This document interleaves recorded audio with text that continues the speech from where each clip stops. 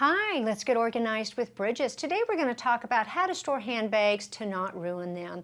If you're like me, you have a couple really special handbags for weddings, graduations, formal parties that you really want to keep looking nice.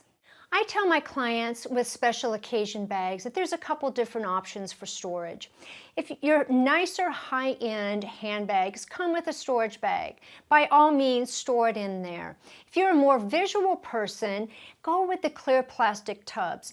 This one in particular I like because it opens in the front and you can see your handbags. So those are a couple options for storing your handbags to not ruin them.